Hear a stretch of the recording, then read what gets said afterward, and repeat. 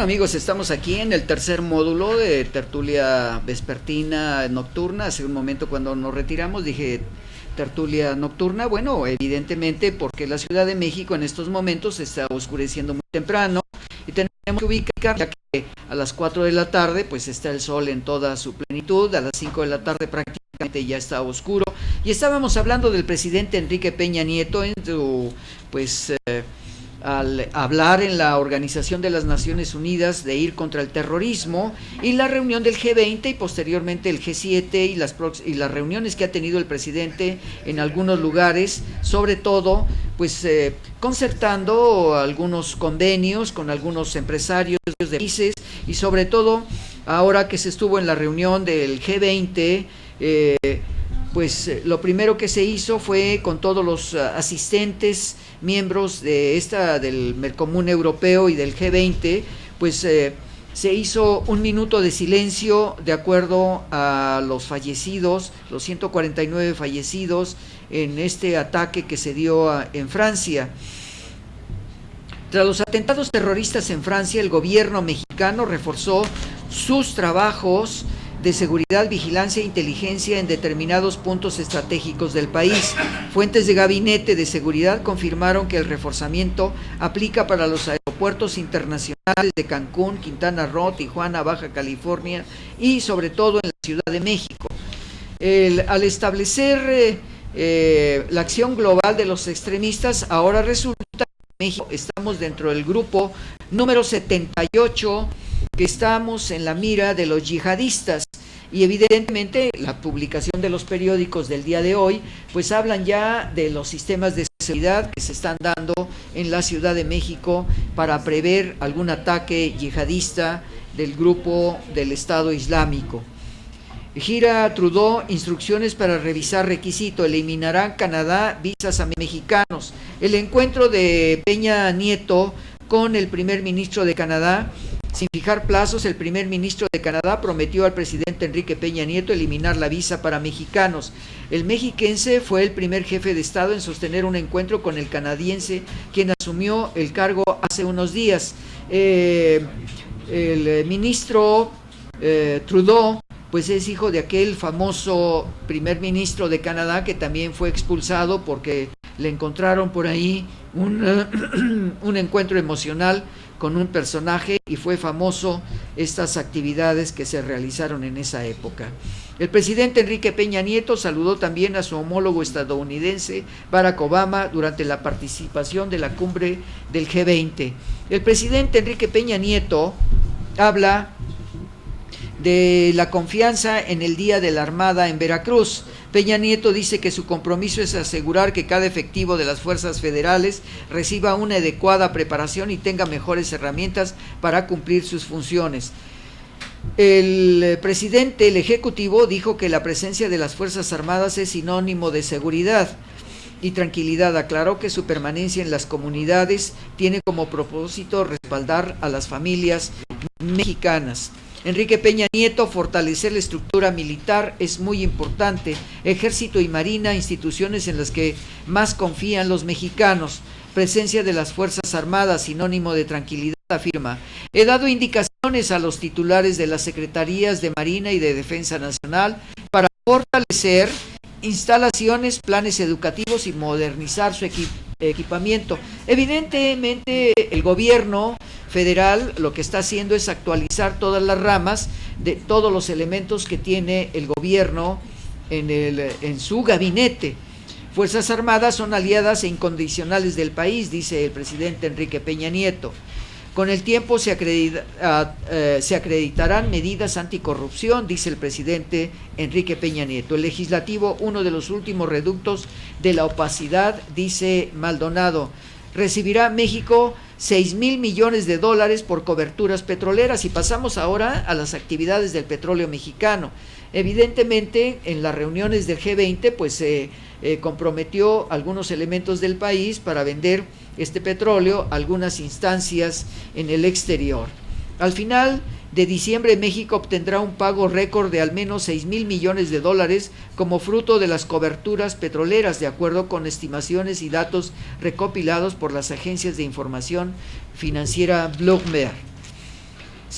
seguro histórico para un tercio del hoyo en Pemex. Bueno, nosotros sabemos que después de que se hizo la reforma petrolera, pues ha existido una carencia en la economía, porque nosotros sabemos que prácticamente el 85% de la recepción de la venta del petróleo a nivel internacional era para establecer una serie de normas en el presupuesto nacional.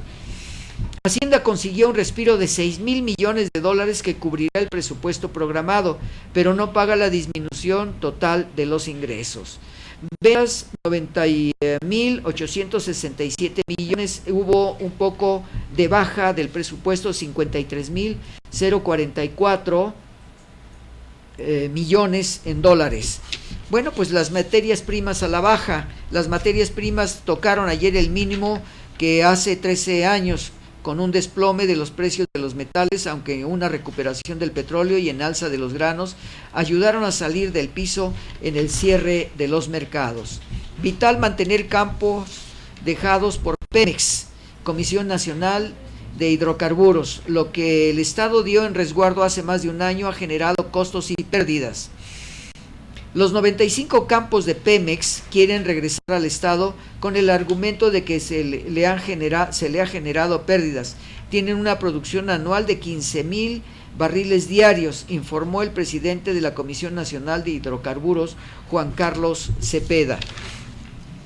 La publicación que se hizo en todos los periódicos, y sobre todo pues encontré una muy interesante en la publicación que se hace en el periódico El Universal, la Ley de Transición Energética, pilar de los compromisos de mitigación de México. Durante los últimos 20 años y bajo el principio de responsabilidad común, pero diferenciadas, México ha mantenido una posición proactiva en la lucha contra el cambio climático que le ha valido el reconocimiento internacional. Evidentemente, este cambio climático, que en estos momentos debe de estar saliendo el presidente Peña Nieto a Francia para reunirse con todos los dirigentes del mundo para hablar sobre todo del cambio climático y las políticas que se deben de llevar para aquel momento. Las emisiones de gases durante el año pasado, hasta 2020 será un 30% más el actual, hasta 2020, y un 22% más adicional antes del 2030. Consideramos que estos esfuerzos, por consecuencias con sus grados de desarrollo, las circunstancias y posibilidades para limitar el calentamiento global en el aumento de 2 grados centígrados, que es un gran peligro que se tiene en estos momentos, porque habrá pues un deshielo en el extremo norte y en el extremo sur, y esto permitirá subir los niveles de agua en todos los continentes. En México, la Ley de Aprovechamiento de Energías Renovables y Financiamiento de la Transición Energética señala que el sector eléctrico debe transformarse para que en 2024 al máximo del 65% de la electricidad provenga de combustibles fósiles. Y pues también voy a permitirme leer a ustedes una publicación que se hizo en el periódico El Universal, evidentemente cuestionando algunas acciones del presidente Enrique Peña Nieto, y esto está firmado como responsable Greenpeace. Dice: Enrique Peña Nieto, farol de la calle y oscuridad de su casa. Señor presidente, su gobierno se comprometió a reducir el 22% de las emisiones nacionales de gases de efecto invernadero antes de 2030. No obstante, sin la aprobación de la Ley de Transición Energética, esa meta tiene altas probabilidades de no hacerse realidad. El Acuerdo de París contará con mecanismos de evaluación del cumplimiento de las metas de los países. ¿Cómo espera cumplir la contribución no condicionada de México en el sector energético sin la Ley de Transición Energética? Mejor no vayas a París a la reunión. Sobre todo, busca la forma de renovar tus proyectos en México. Firmado Greenpeace. Va a Berlín en 2016 el taller de periodismo científico. Allí se efectuará el próximo año con motivo del centenario, sobre todo del periódico El Universal. En Pachuca inaugurará el licenciado Juan Francisco Gili Ortiz la 7ª edición, y evidentemente a mí me parece muy interesante lo que está haciendo el licenciado Juan Francisco Gili Ortiz, que ha pagado a una serie de estudiantes de periodismo para realizar estudios en diferentes países del mundo. Y sobre todo, dice, hemos logrado identificar importantes casos de éxito, símbolos del progreso que existe en la diversidad de entidades de la geografía nacional. Aprovecho para agradecer a mi amigo y gobernador José Francisco Olivera Ruiz por su apoyo en la realización de los talleres. Juan Francisco Gili Ortiz, presidente ejecutivo del Consejo de Administración del Universal. Bueno, vamos a una identificación de canal, amigos, y regresamos en un minuto. Recuerden ustedes, estamos en tertulia vespertina nocturna, www.planeta2013.tv. Regresamos en un minuto, amigos.